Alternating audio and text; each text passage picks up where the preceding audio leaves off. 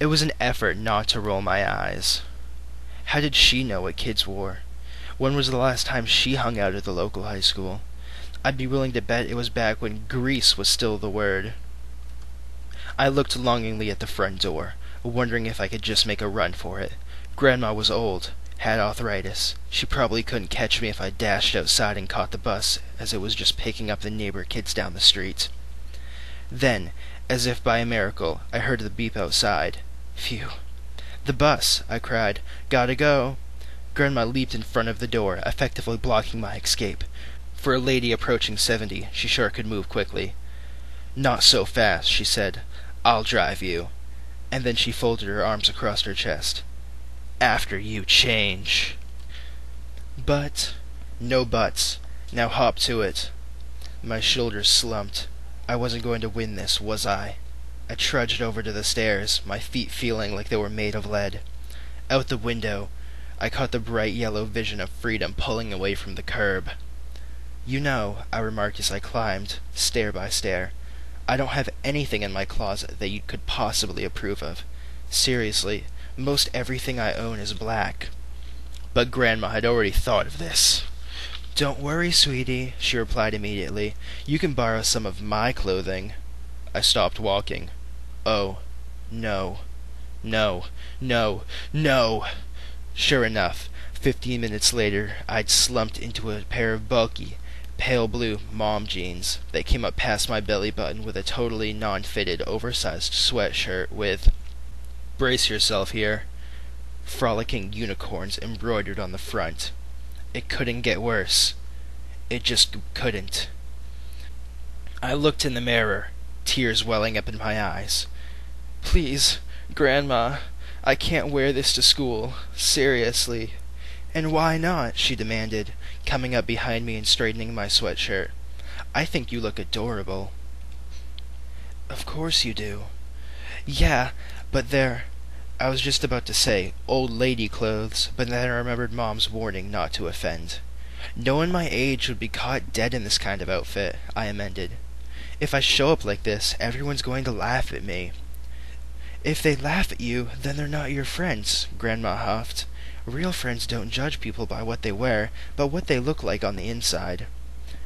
There was a huge, gigantic flaw in that argument, since she was the one that made me change clothes in the first place, but I realized it would do no good to point it out. Instead, I looked back in the mirror, praying that maybe I could pull it off as some kind of edgy streetwear the kids in the burbs haven't heard of yet. Like, "Dude, unicorns are so in right now, where have you been?" But it was no use. While I might have slid by with the unicorn thing, there was no way mom jeans would escape notice. I would have to kill myself on the way to school, or run away and join the circus. Or... A plan formed in my mind. As soon as Grandma dropped me off, I'd leave campus and find a store.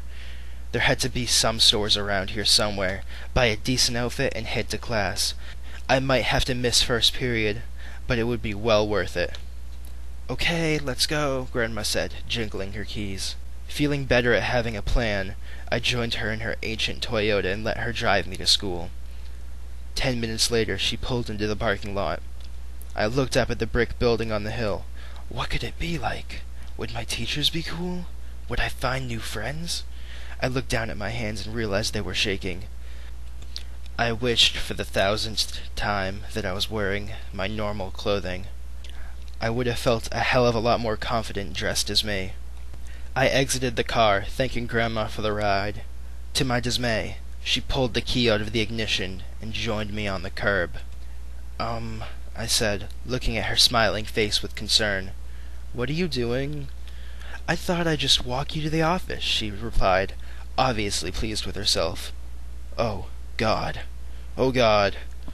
"You don't really have to—" "I insist." Of course she did.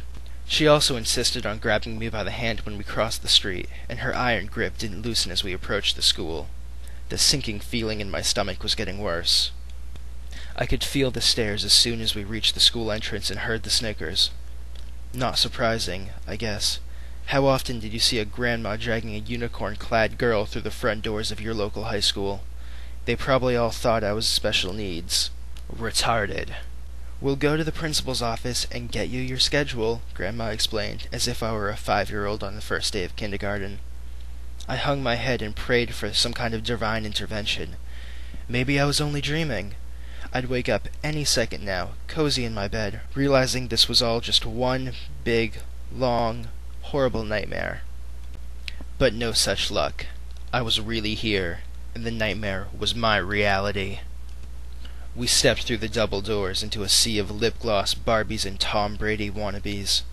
I did a double take. Caitlin warned me this would happen, but I laughed her off.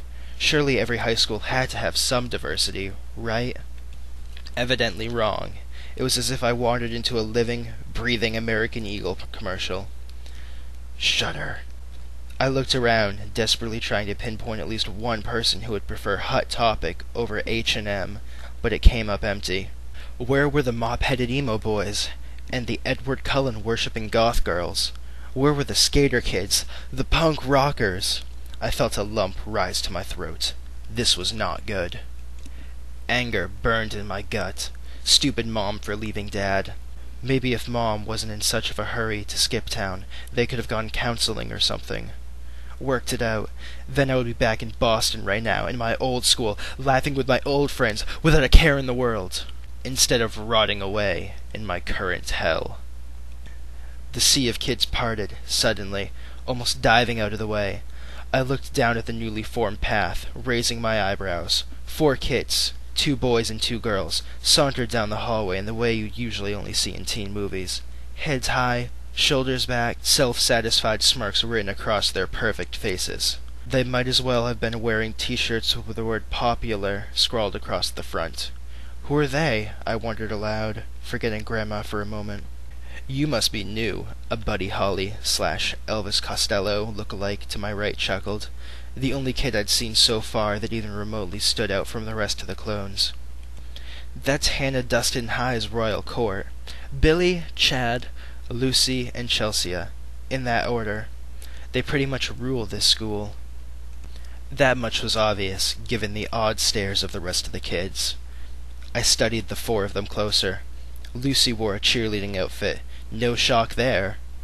Chelsea, on the other hand, was channeling her inner Jackie O, dressed to impress with a pristine pink suit, complete with the requisite string of pearls and a dainty white clutch in her well-manicured hand. It should have looked old-fashioned, but the girl totally worked it. I turned my attention to the boys.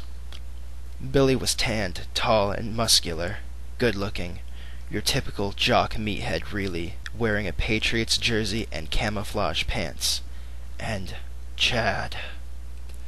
My breath hitched as my eyes fell on Chad.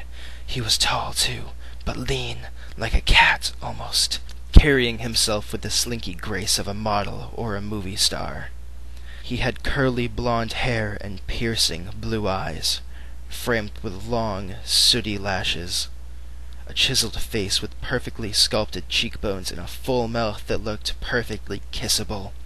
I shivered. Utterly delicious. Not that it mattered. I mean, let's face it.